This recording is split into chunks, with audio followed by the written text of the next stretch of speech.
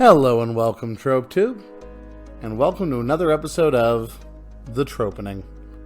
Today we'll be discussing tropes surrounding video games and video game culture, so sit back, relax, and I'll dig in. Today we'll be starting off by talking about the Tetris effect. The Tetris effect is a phenomena that occurs when after playing a game for a great deal of time, it starts to pervade your every thought and you begin seeing aspects of the game in real life. Originally discovered by Tetris players, who would see objects in real life and relate to them as blocks within Tetris games, this can take many other forms. Catch yourself scanning the side of the road for collectibles? Tetris effect. Buy a glass bottle of soda and feel compelled to hoard the caps? This is the Tetris effect as well. Next up, we have hide your children. This is a recurring circumstance in violent video games. Not wanting violence towards children to be depicted in their games, many developers have taken one of two routes. Route number one is to simply not include children in the game at all. This is highly on display in the Grand Theft Auto franchise, an entire metropolitan area and not one single child. Route number two, children are completely invulnerable to all damage from any source. The Fallout franchise has taken this route. Observe.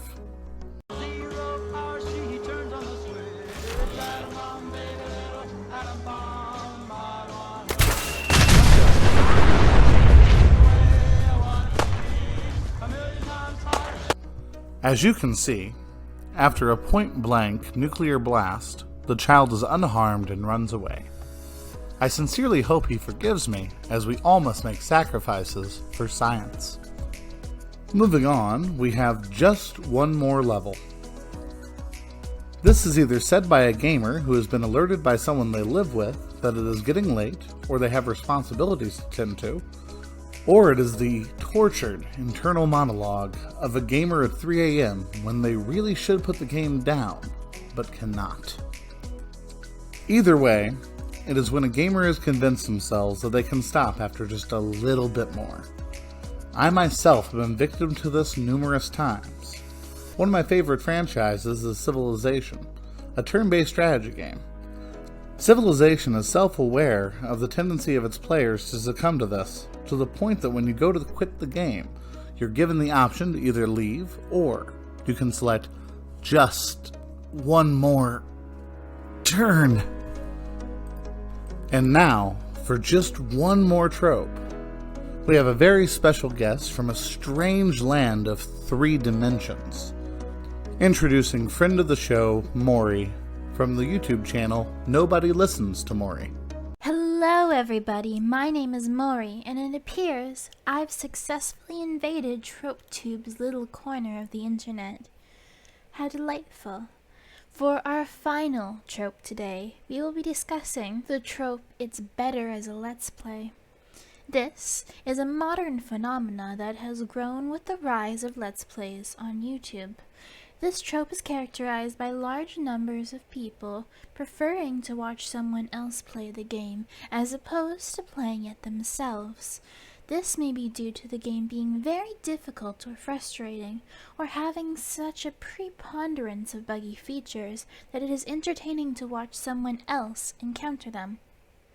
It could also be due to lackluster gameplay with a great story, or if a game contains a large number of jump scares or horror elements, making it most amusing to watch someone's reactions. This has made it very common in horror gaming. Here are a few examples where people might refer to this trope.